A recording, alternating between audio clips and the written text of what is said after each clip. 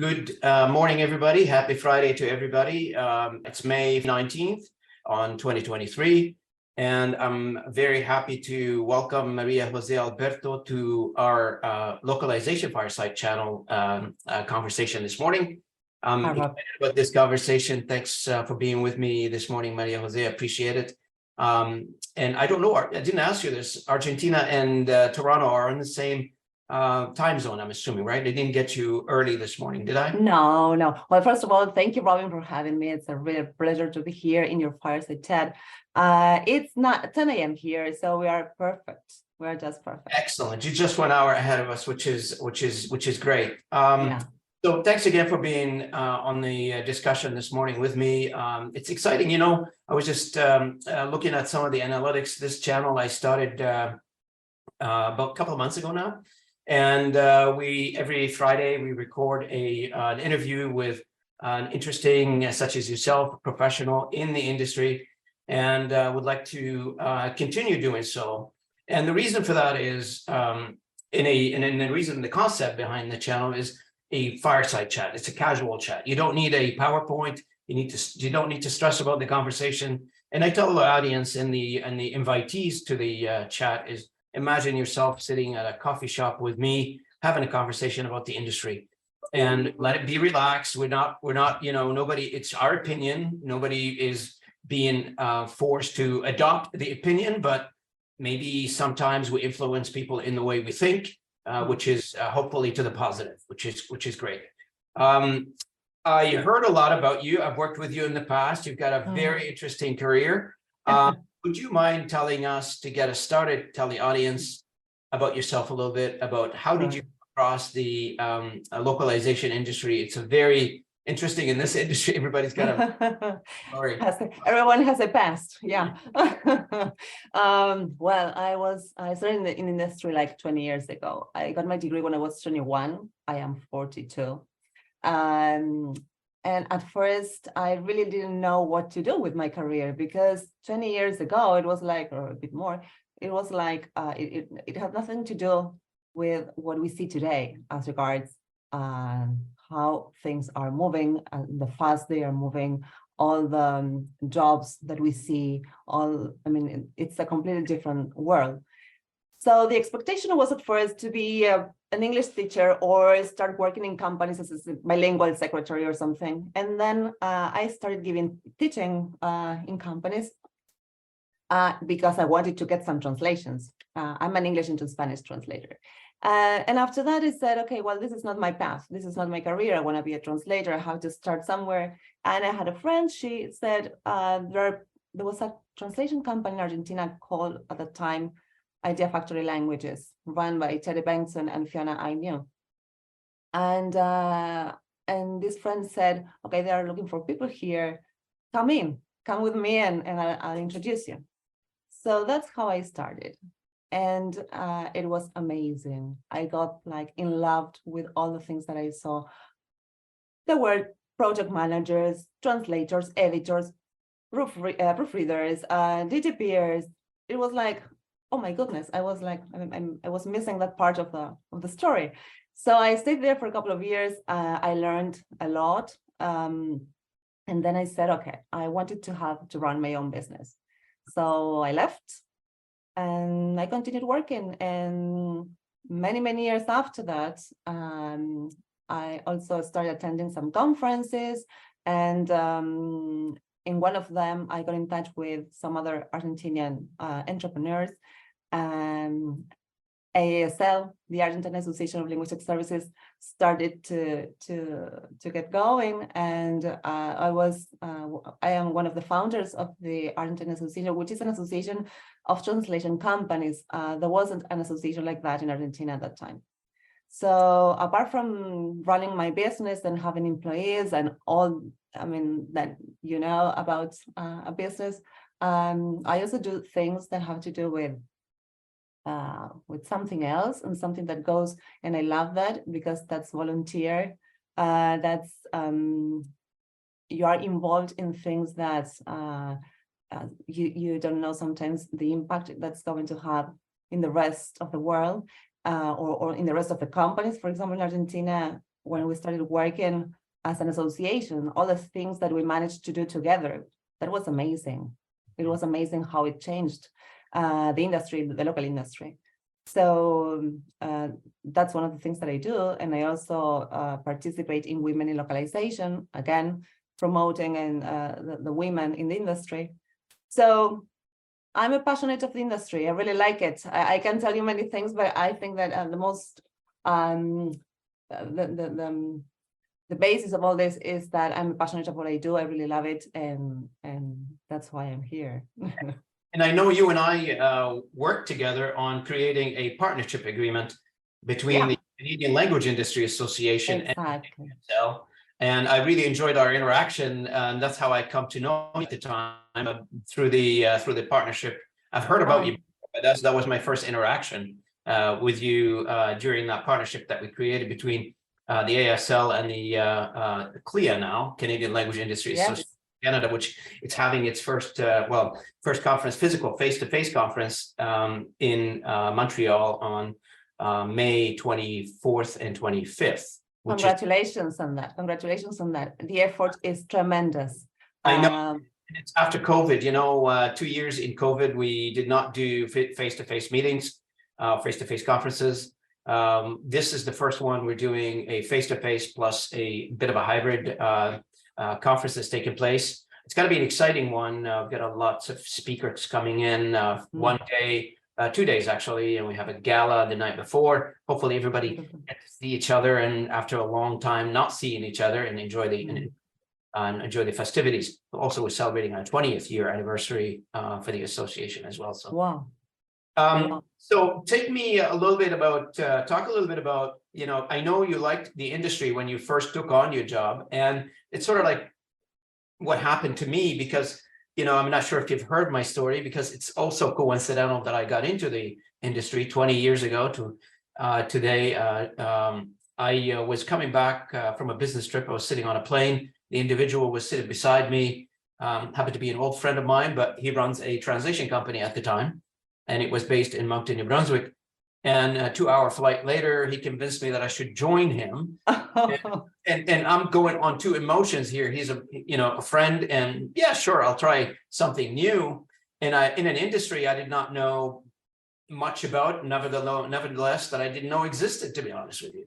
The fact that at the time I spoke 2-3 languages, it didn't mean that I'm a translator. I thought, that's something that you do. You want something translated, either you speak the language or you take it to somebody who speaks the language. I didn't know there was a formalized industry around this. And I fell in love with it. I mean, I'm a technologist by background, but when I got into the language industry, I saw the impact we're making on people's lives. And you're right, you bring up a very good point on ASL and how it changed a few things for you when you guys started working together. The impact of language communication on every individual on the planet. It is tremendous. It doesn't matter what demographic pockets that we try to address in our communication. It doesn't matter who we're trying to talk to, be it commercially or be it from a communication perspective, health and safety, the political, whatever the communication that you communicate, that ubiquitous format that goes across all the demographics, that now everybody understands the messages that you're trying to send to. It's tremendously impactful, positively impactful on everybody. And you feel like everybody now is getting engaged, and everybody now is on the same wavelength in terms we're disseminating the information equally to everybody. Now, there's a lot of work to be done. Obviously, we're creating more content. Content is piling up. Yeah, and of course. After the pandemics, right? After the pandemics, that was a boom. But imagine that in Argentina is a country in which industry evolved a lot. I mean, when I started working and when I got my degree, there was no industry as such. And nowadays, we have many companies, translation companies, that work in a very professional way. It's a mature market here. And it took us quite some time and quite some work to show that to the government, for example, because they didn't know what we did. They said, okay, you speak English or you speak languages, so what do you do? And when we sat at their table, I remember those conversations. It was like explaining them, okay, when you turn on your phone and you select the language, there is a company behind that working on localization. So say, oh my God, really? So people started understanding what was it about. And it took a lot of teaching. And I mean, people in government were like, oh, really? Oh, so they start like understanding the impact, as you said before, we have in all industries, not only in ours, because we are across industry. That's why like associations such as the ASL and the Canadian Language Industry Associations, those associations and many other associations around the world. You know, I had on this channel Carrie Fisher, which is the president of Women in Localization. I had Charles Campbell, which is with the new association for Latin America. He's doing a great job there. We need more of those associations, because not just to connect our industry players together, that's one reason. The second thing is to educate and to influence the policies, which is very, very important. There's two levels of involvement I see for all of our associations, locally and globally, is to influence the policy to allow for more and more communication, and to educate the decision makers at a policy level what is needed and how can it get done, to make sure that we're doing things adequately. Like, there is no reason why a health and safety guideline in a construction environment in country, whatever that country is, doesn't matter, to be only in one language. We all know that the world is interconnected, and people are not necessarily just speak one language and understand it correctly. Like, people say, oh, I speak English or I speak Spanish. Yeah, you know, and I just came back from Mexico. I'm saying, yeah, I speak Spanish. Well, I can order a beer. That's it. All right. But I think there is another thing very important here, which is that we show, or we lead businesses. And as such, we need to show them, of course, policymakers, how these changes are taking place in labor, for example. I mean, we don't work, I mean, sometimes it's like if laws were behind the industry. We have a global workforce today. It's not just that we work from 9 a.m. till 6 p.m. It's a completely different world. So it's our role. I mean, the people who have a voice in the industry and who work towards these goals, we need to show policymakers how this has evolved and how we need to have other regulations, updated regulations that match our markets and that match a global ecosystem.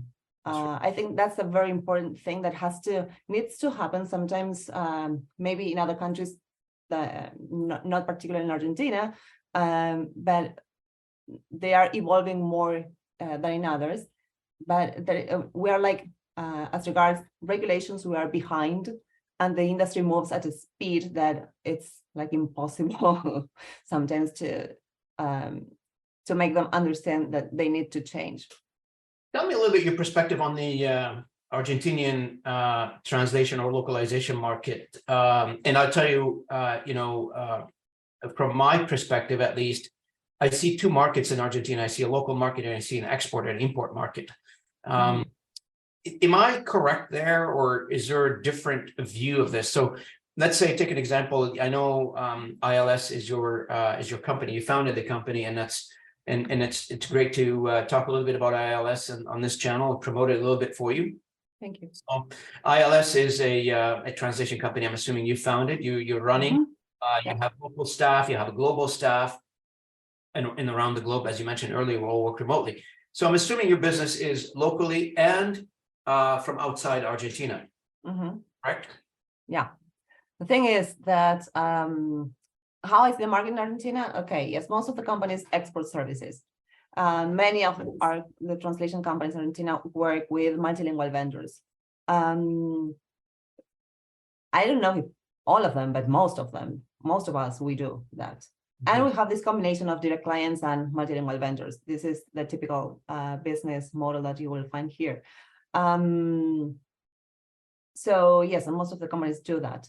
As to how this is changing, well, it's sometimes quite complicated for local companies to have in-house employees and to deal with local issues that we have here as regards regulations and taxes and stuff. And this dollar that you have, different kind of dollars in Argentina. This is something really interesting of our country. You have, so you have the official one, the blue one, the tourist, and the, I don't know, the soya dollar. I don't know. It's amazing. So imagine that it's complex in terms of visibility, in terms of being able to project and to make decisions in the long term.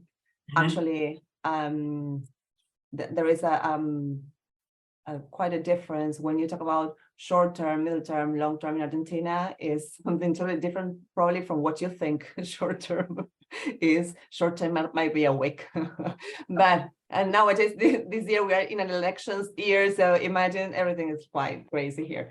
But having said that, our companies work in this global ecosystem, so we have the chance to work with people all over the world, with clients and with linguists and with project managers, and that's wonderful. So that's why I said regulations need to move on and it need to change, because it's not only the translation industry, it's all that has to do with knowledge-based services, actually, almost in the same way. So needs that many things need to be adjusted. But you were saying, you asked me about the market in Argentina. Well, we have great universities. We have, you know, that translators, we do a 4 or 5 year career, university career.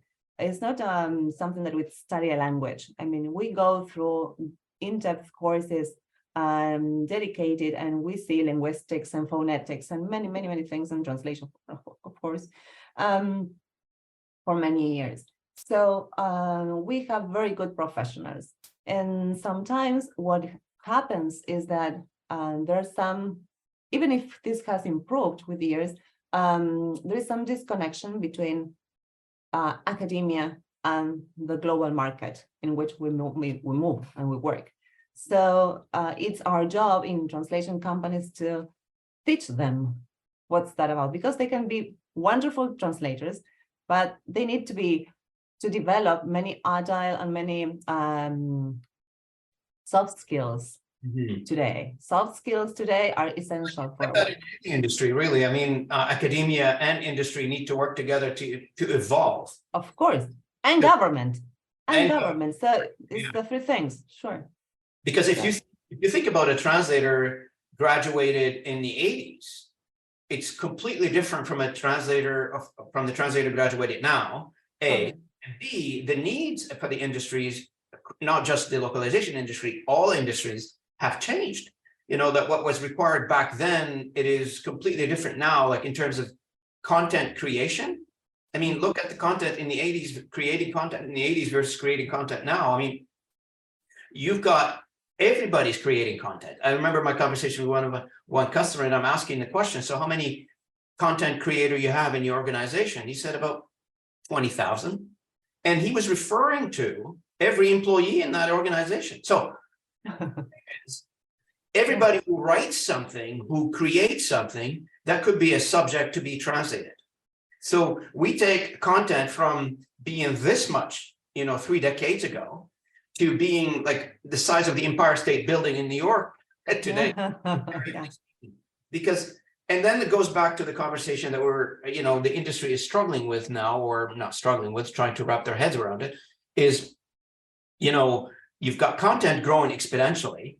You've got universities not producing translators at the rate of content increase. So in order for us to deal with the content that's being created in a translated fashion, we need to create we need to educate a lot more translators to be graduated. So the delta, now you're left with a gap, and that gap, either we do it, or the answer is don't do it, and which is not right, or do it, but use technology to get it done. And that's where, companies are faced with a major decision in localization or outside localization. Because the localization industry is a service industry. We serve other customers. We serve other needs for other industries.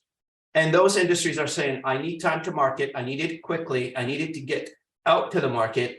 And yes, I do need a good quality and I need a good price, etc. So all the dynamics needs to be in place for commercial and economical transactions. So for us as an industry, struggling with the idea of, oh, should we implement machine translation? Should we not implement voice anymore? You know, whether evolve. Technology is the same as translation is goes across all industries. And today we need to face that and embrace that. I mean, it's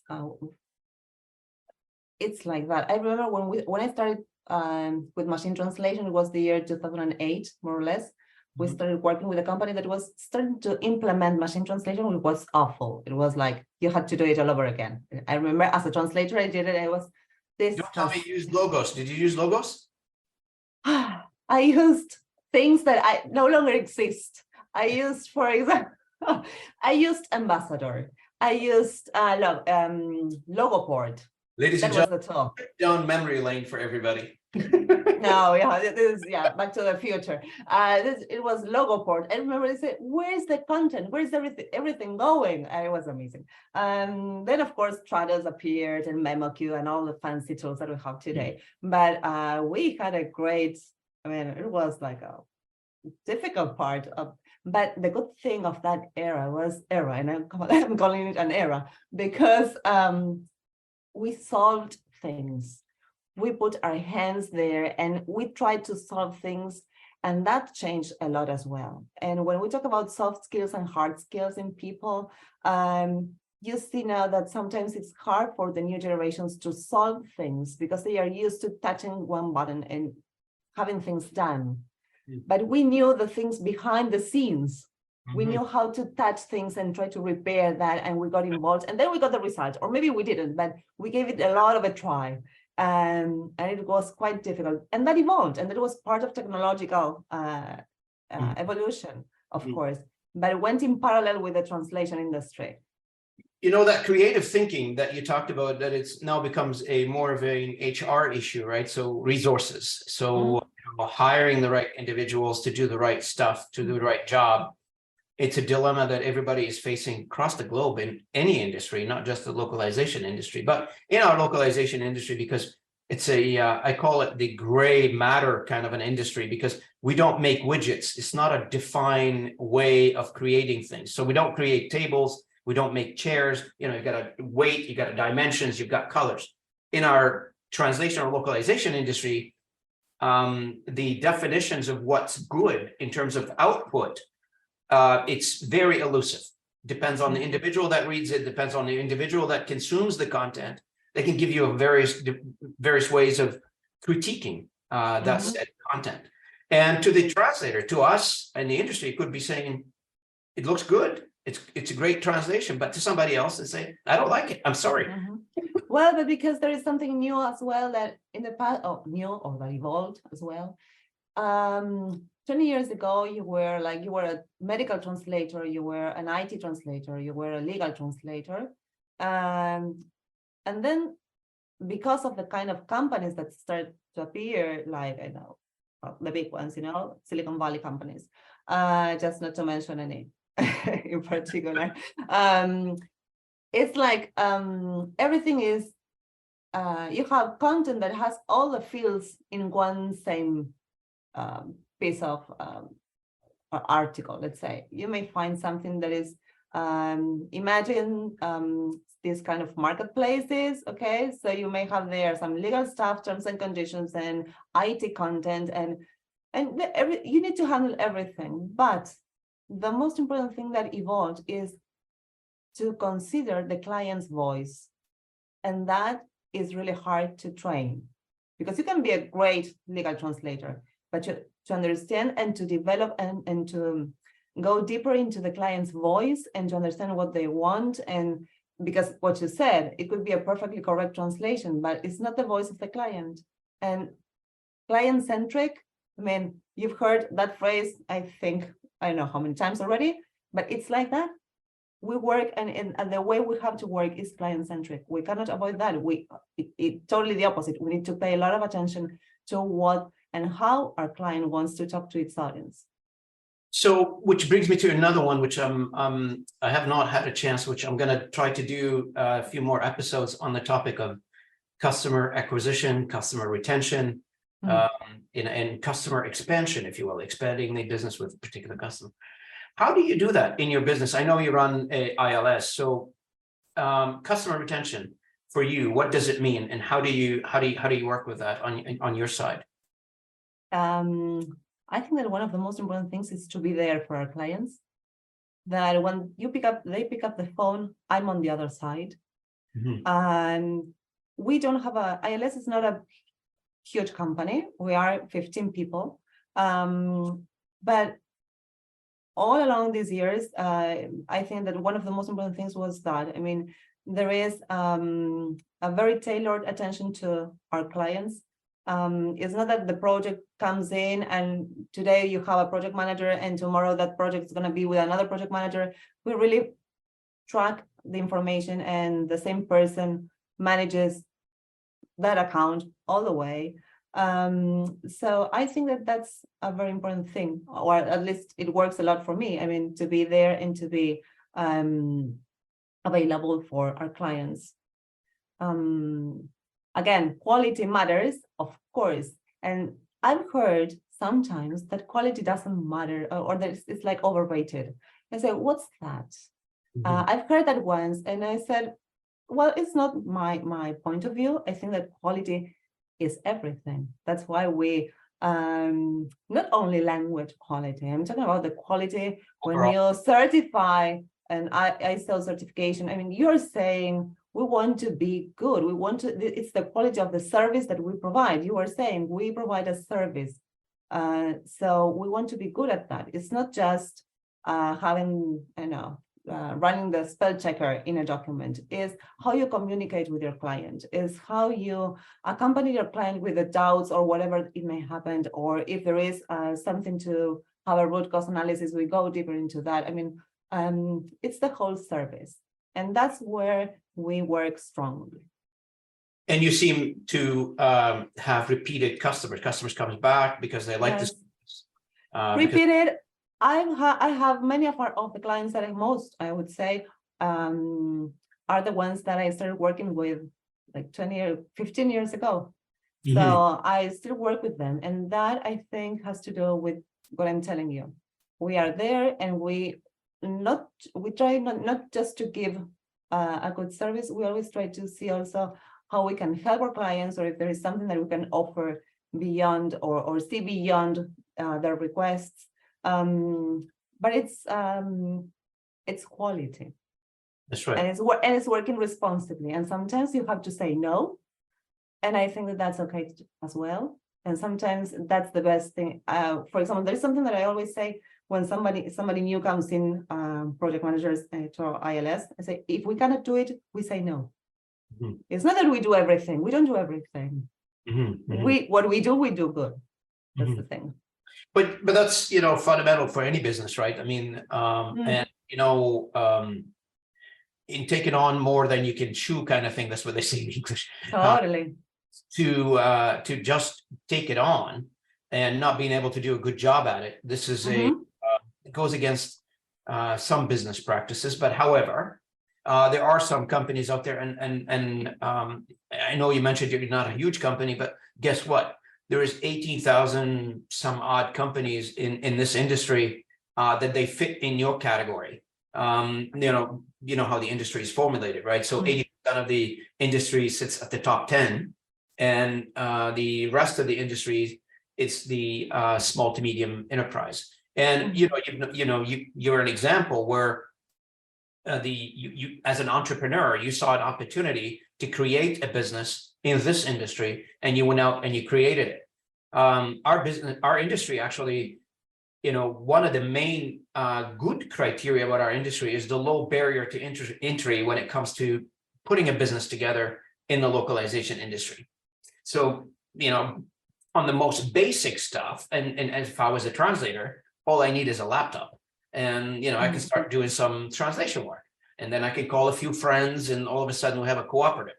On the a little bit higher, you need a couple of software, and off you go, a website, and off you go. You get a translation company going. Now, there is the element of trust in our industry, and a trust internally to our industry. You got to trust your translator, you got to trust your project manager. Everybody needs to develop those trust fabric, I would call it.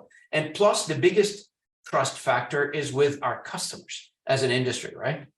Yeah. So when the industry, and you mentioned like you have some customers that have been with you for 20 years, and the biggest, I would assume, the biggest thing is they trust you. They trust you can deliver. They trust you got to be there. They trust that you are to deliver what you say you are going to deliver. And trust is absolutely, there's this saying I invented years ago, we're as good as the last job we did for anybody. So if you do a good job, they're going to come back for the next job. If you do a bad job, it's going to take a long time for them to recover from that and lose the trust, and then you have to regain the trust. It's a business to be in. Yeah. And it's I think that's one of the most or the things that I like the most. I mean, because even if sometimes you perceive translation as something like you don't work with people, you work with lots of people all over the world, and you have to take care of those people, either your suppliers or your clients. So, and trust, as you say, is something that you build with time. It's not something that you get overnight, and that is a lot of work. That is a lot of work. But well, to me, it's the reason why I do it. I really like it. I really enjoy it. You like it. You like what you do. Now, tell me a little bit. I mean, from a, we talked about a women in localization, and my channel. Obviously, I pride myself on empowering women to get into the business and to prosper in the industry. And I know your company ILS is a certified women-owned company. At least that's what I saw. And I want to put that out there because it's very important. And then at the same time, I want to understand your perspective on that. Like, what's your perspective on being a woman in this industry, a woman entrepreneur, a fully successful and functional business individual in this industry, and what's your advice to women in general who are aspiring to either enter the industry or be an entrepreneur in the industry? Well, that's a long one.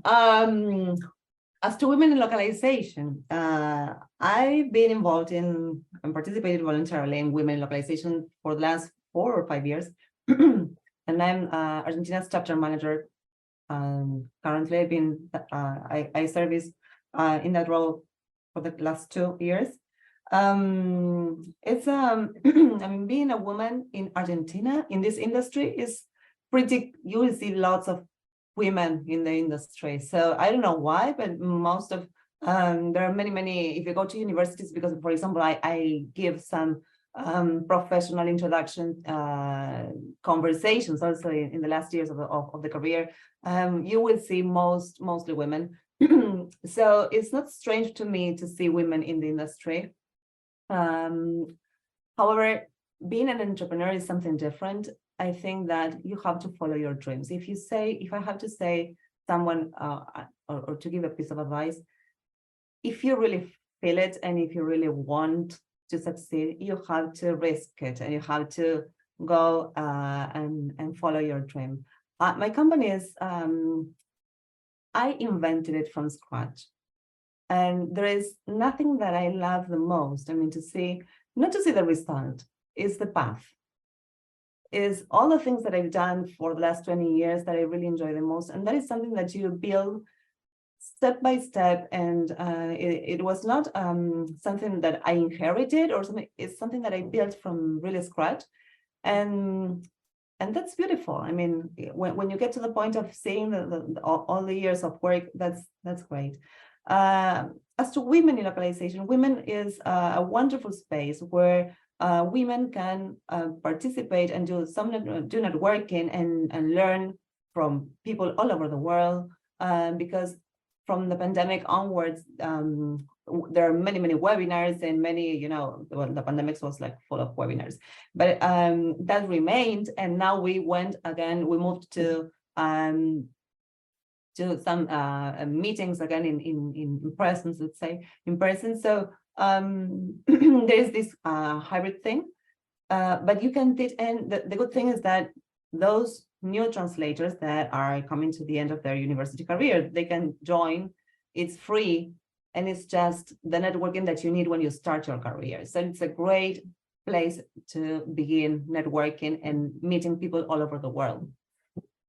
So great. The topic that we did not really dive into it in detail, and I'd like to get your opinion on, is the latest technology and the impact that this is having on your business. And I appreciate your opinion on what do you think of it from an industry perspective. And specifically, I'm talking about ChatGPT or generative AI or the entire machine translation gamut, if you will. Everybody's got a machine translation now out there. So what do you think of all this? And what's the impact to your business? And what do you see the impact is on the industry? Well, technology again. We need to cope with content. Content is, as you said before, is increasing second by second. So we need to do something with that. And technology helps, as it helped machine translation. I think that it's not, we don't have to fear of that. We need to, because I was, for example, at the Gala conference in Dublin, and there was a whole chat on this, and it was like devil, the GPT was yes. And I remember those years when machine translation was the same. Same idea. So, same thing. So I said, okay, let's not fear. We are not going to die. This is just technology advancement, and we need to get used to it. Again, we need to embrace things, but we need to be careful because things can get dangerous if we don't use this in a reasonable way and being cautious. I think that technology is awesome, but we need to set some boundaries.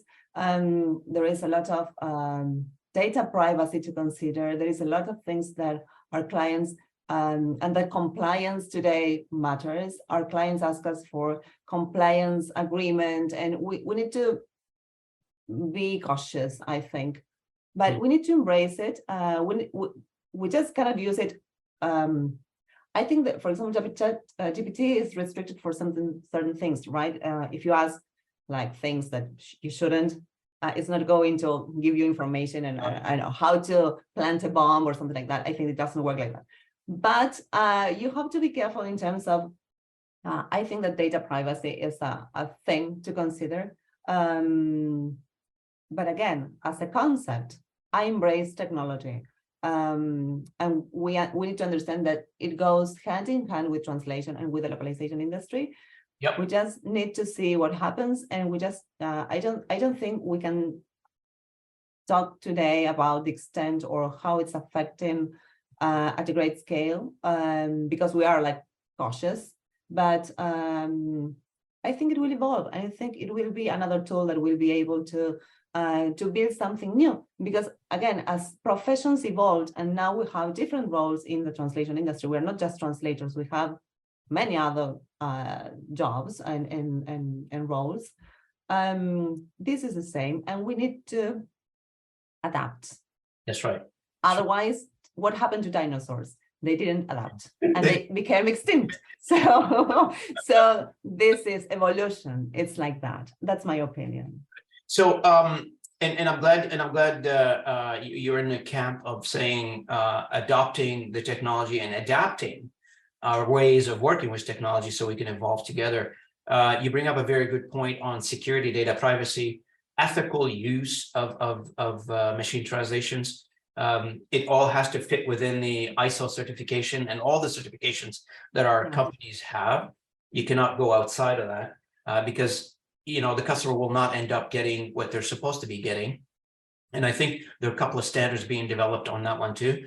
The one thing on my mind, and that's my personal opinion, people can feel free to disagree with me, on machine translation, with all the adaptability and all the embracement that we need to do for the new tech and take on the new tech. It's not going to take us away. I agree with you. I wrote a blog on this one, a couple of years ago. I called it "We are going to be living in a coexistence of an environment where you have a human and machine working together to deliver something for the next foreseeable future. We're not going to be able to replace the human because the human needs to train, police, if you will, make sure that the machine is producing what exactly needs to be produced. The one thing that really worries me is that a preservation of languages in general. And what I mean by that is, by simplifying languages, and I think there are some aspect to that, it's not producing incorrect translation. It is producing quality translation in some cases. But I feel like the way we're communicating, and that's the generational, I guess, evolution, where you've got, like you mentioned earlier, people like pressing buttons and, texting each other in 3-letter words that I don't understand now. So I'm assuming, the world has thousands of languages, and I'm assuming we're going to get to a point where some of these languages are eroding and probably disappearing. And that's happening now. I would assume that the quality of the languages, if we don't insist on the MT and the chat GPT to produce higher quality languages, it's gotta go down. If we don't do it right. So there is a lot of a stake here for us as an industry to embrace the technology and shape the technology for the preservation of languages and for the preservation of correct communication down the road. That's why I totally agree, and I think that we don't need to fear technology and the future. We are here to shape it. So if we have that in mind, I think that that's the way to go. I mean, it's not that the machines will rule. The important thing is that human beings are conscious enough to shape the future in a way that is good for all of us. And I think that technology is really, really important, but and I mentioned this in Gala when I was it was like running for candidacy in the board last year. To me, human training is as important as technology. I mean, people need to get trained. You can have the best technology, but if you don't have people who know how to handle the technology in the right way, what do you do with technology? I mean, so this has to evolve and to grow in the same way. That's right. And I would just, we're coming up to time here. I just want to make sure I give you the last chance to say a few words. Okay. Thank you for being with me. Thanks for your time today. I'm honored that you joined me on the conversation this morning. And absolutely pleasure to have you on the channel. And I welcome you back anytime. Hopefully next time we'll get you back to make a major announcement and about your continuous success. And really proud of this conversation that we had this morning. And any final thoughts on your side?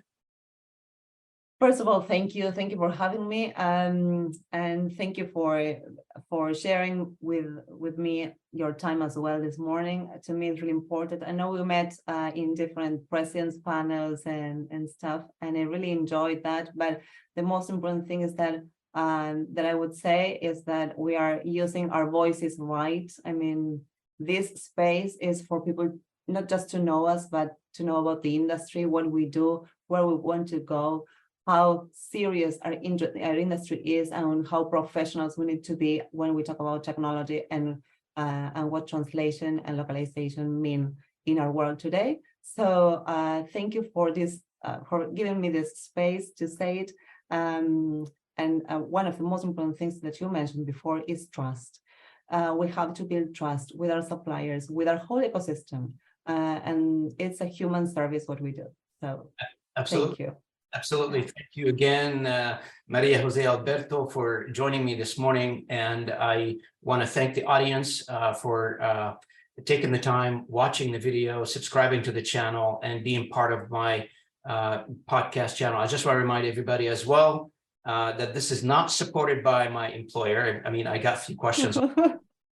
This is a personal initiative. I do it on my own time. We record the videos on Friday. I edit the videos during the weekend, and I publish them early the following week. So it is a personal initiative. It is not funded by anybody.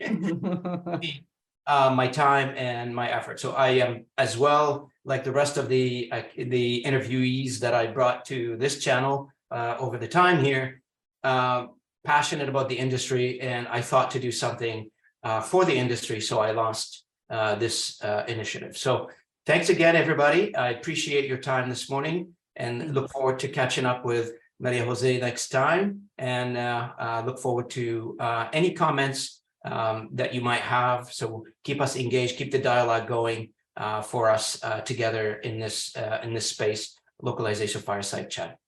Thank you. Thank you. Thank you.